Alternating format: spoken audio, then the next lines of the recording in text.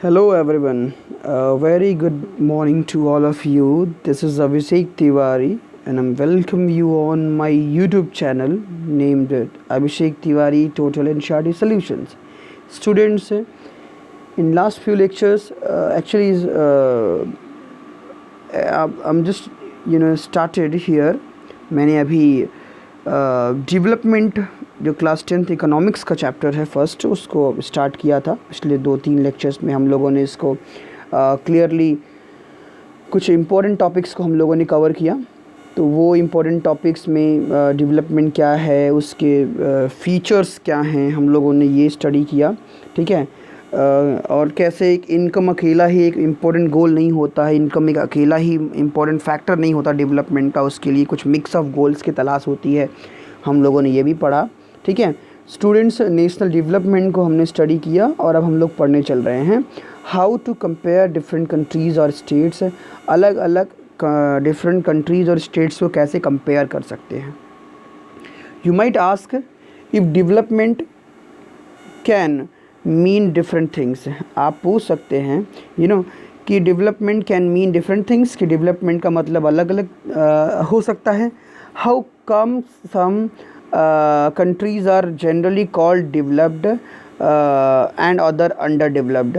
तो कैसे हम इस पॉइंट पे आ सकते हैं कि कुछ देशों को हम डेवलप्ड कह सकते हैं और कुछ को अंडर डेवलप कह सकते हैं। ठीक है, अगर सबके डेवलपमेंट गोल्स अलग अलग हैं, सबके अपने अपने डेवलपमेंट के मायने अलग अलग हैं, तो कैसे हम कुछ देशों को डेवलप और कुछ को अंडर डेवलप कह सकते हैं। ठीक है, so before we come to this let us consider another question. तो हम यहाँ पहुँचे इससे पहले एक और क्वेश्चन पे ध्यान देते हैं। When we compare different things, जब हम अलग अलग चीज़ों को कंपेयर करते हैं, they could have similarities as well as differences. तो उनके बीच में सिमिलरिटीज़ के साथ साथ डिफरेंसेस भी हो सकता है। Okay, which aspects do we use to compare them. तो बात आती है कि कौन से एस्पेक्ट्स को हमें इस्तेमाल करना चाहिए उनको कंपेयर करने के लिए। Let us look at students in the class itself. ठीक है, आइए देखते हैं स्टूडेंट्स को एक क्लास में एग्जाम्पल लेकर के देखते हैं। How do we compare different students. हम अलग अलग स्टूडेंट्स को किस तरह से कंपेयर करते हैं। The differ in their Heights, health, talents and interest. अलग अलग बच्चे अपने इंटरेस्ट में, हेल्थ में, टैलेंट्स में, इन सब चीज़ों में अलग अलग होते हैं। So healthy students may not be the most studies one. सबसे हेल्दी बच्चा सबसे ज़्यादा पढ़ने वाला नहीं हो सकता है ना। Most intelligent students may not be the फ्रेंडलीस्ट one.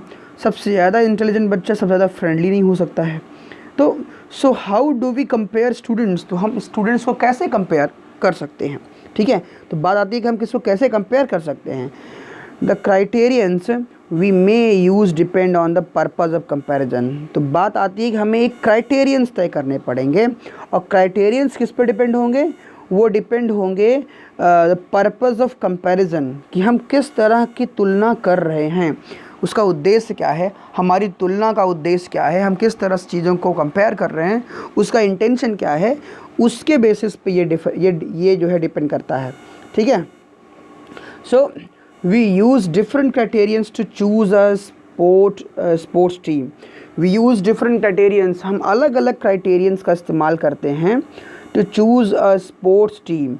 एक स्पोर्ट्स टीम जो है चुनने के लिए, अ डिबेट टीम एक डिबेट टीम चुनने के लिए, म्यूज़िक टीम एक म्यूज़िक टीम चुनने के लिए, और a team to organize a picnic, या एक टीम जो पिकनिक ऑर्गेनाइज करने के लिए एक टीम हम चुनते हैं। Still if for some purpose, अगर इसके बावजूद भी कुछ पर्पज़ से, we have to choose the criterions for the all round progress of children in the class. तो अगर हमें पूरे ऑल राउंड क्राइटेरियंस प्रोग्रेस को चेक करना है चिल्ड्रन का एक क्लास में, how shall we do it. तो हम कैसे इसको करते हैं। ठीक है, तो बात यहाँ आती है कि हम अलग अलग एक क्राइटेरियन सेट करते हैं और उसके बेसिस पे हम अलग अलग कंपैरिजन कर लेते हैं। लेकिन अगर ऑल राउंड कंपैरिजन करना है, ऑल राउंड प्रोग्रेस को जज करना है, ठीक है, तो उसके लिए कौन से क्राइटेरियंस का इस्तेमाल फिर होगा या कैसे कर सकेंगे। यूजुअली वी टेक वन और more important characteristics of the person and compare them based on these characteristics. ठीक है, क्या करेंगे यूजुअली हम वी टेक वन और मोर इम्पॉर्टेंट कैरेक्टरिस्टिक्स, हम एक या दो इम्पॉर्टेंट कैरेक्टरिस्टिक्स को जो है ले सकते हैं ऑफ पर्सन्स ना, व्यक्तियों के, and compare them based on these characteristics, और इन कैरेक्टरिस्टिक्स के बेसिस पे हम इनको कंपेयर कर सकते हैं। एक या दो कैरेक्टरिस्टिक्स हम ले लेंगे, एक या दो ऐसे इंपॉर्टेंट कैरेक्टरिस्टिक्स, और उनके बेसिस पे हम इनको कंपेयर कर लेंगे, ठीक है।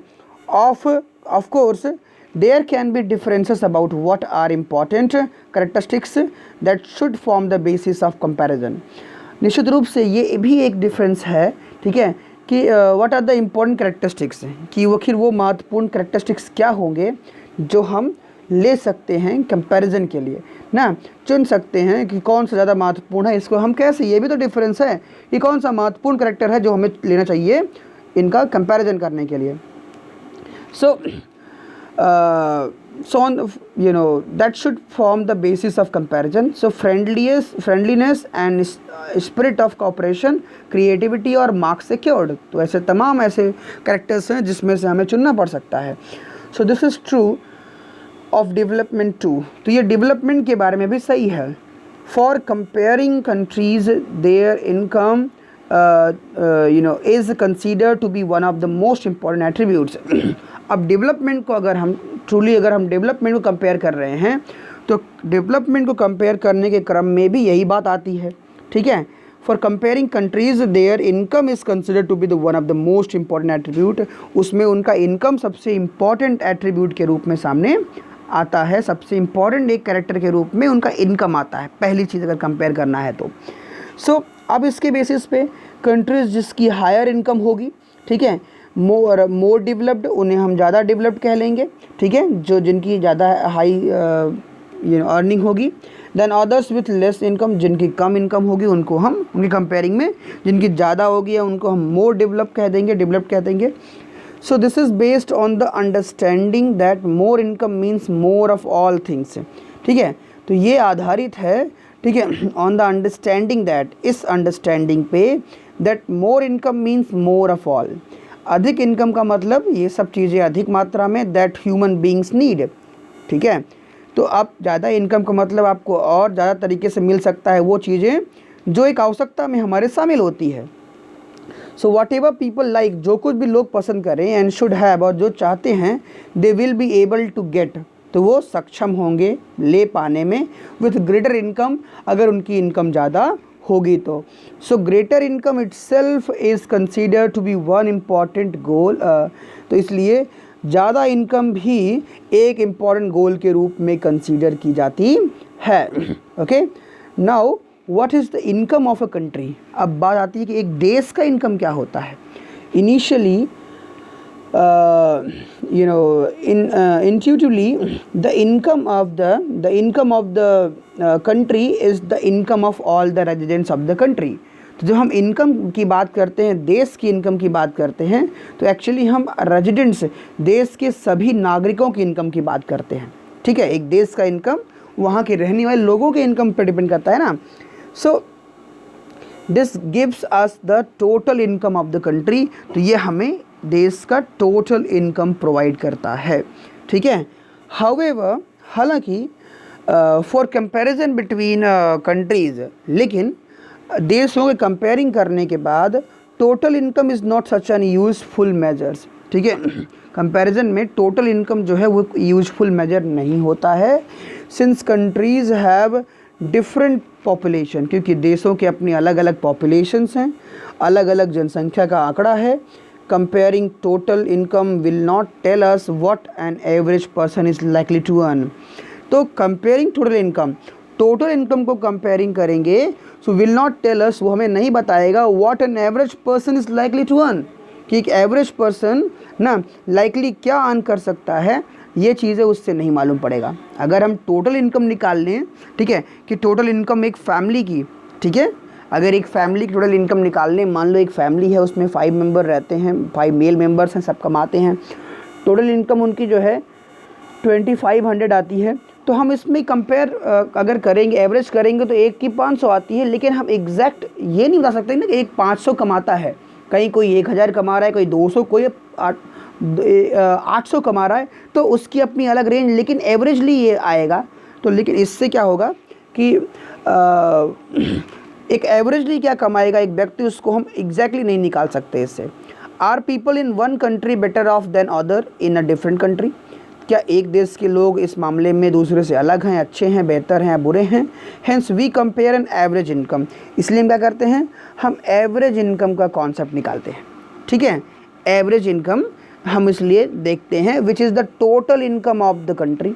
ठीक है, अब एवरेज इनकम क्या होता है कि टोटल इनकम, जो देश की टोटल इनकम होती है उसको हम क्या करेंगे, टोटल पॉपुलेशन से डिवाइड कर देंगे।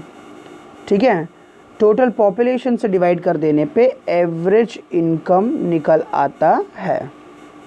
ओके, तो इस तरह से आप निकाल लेते हैं टोटल पॉपुलेशन से डिवाइड करके। ठीक है, अब बात आती है कि average income is also called the पर कैपिटा इनकम। एवरेज इनकम को ही पर कैपिटा इनकम कहते हैं। ठीक है, पर कैपिटा इनकम का मतलब पर पर्सन इनकम, कि एक व्यक्ति कितना कमाता है। ठीक है, इसको हम पर कैपिटा इनकम कहते हैं, पर पर्सन इनकम कहते हैं। In the world development reports, अगर हम वर्ल्ड डेवलपमेंट रिपोर्ट्स की बात करें, brought out by the world bank, जो वर्ल्ड बैंक के द्वारा जारी किया जाता है, this criterion is used in classifying countries. ठीक है, तो इस इसका इस्तेमाल जो है वो, इस क्लासिफिकेशन का इस्तेमाल जो है तमाम ऐसे वर्ल्ड बैंक के द्वारा किया जाता है इस क्राइटेरियन का क्लासीफाई करने में, देशों को, अलग अलग देशों को जो है क्लासीफाई करने में इसका इस्तेमाल किया जाता है।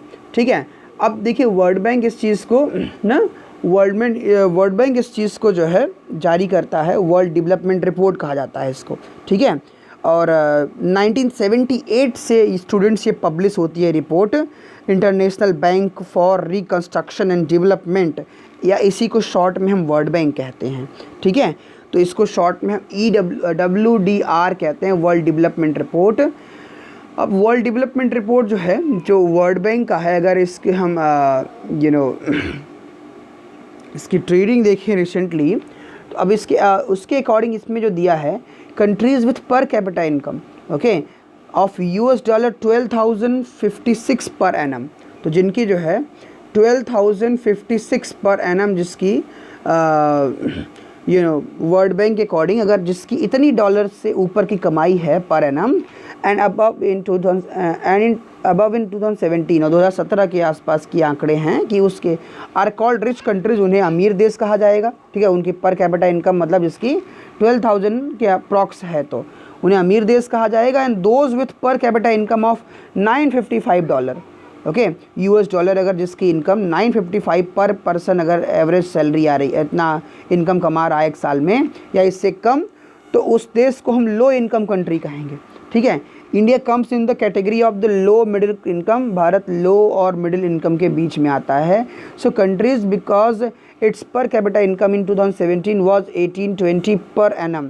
ठीक है, जहाँ हमारी जो सैलरी थी वो 1820 पर एनम जो है, ये डॉलर पर एनम की एवरेज सैलरी थी हमारे देश में। तो हम लोअर से ऊपर और मिडिल अपर से नीचे मतलब मिडिल में पाते हैं। So the rich countries excluding countries of Middle East, certain other small countries are generally called developed countries। तो मिडिल ईस्ट के जो है जो, और इसके अलावा कुछ और ऐसे देश हैं, अमेरिका हो गया, अमेरिकन कॉन्टिनेंट में ऑस्ट्रेलिया हो गया, जापान हो गया ना, ये और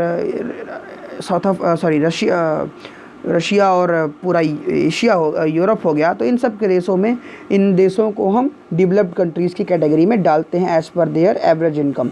ठीक है, तो एवरेज इनकम क्या है, इसके बेसिस पे उसको हम पर कैपिटा इनकम भी कहते हैं। इसके बारे में और डिटेल्स फिर जारी करेंगे आपको, बट अगले लेक्चर में, उसके लिए स्टूडेंट्स आपको वेट करना पड़ेगा।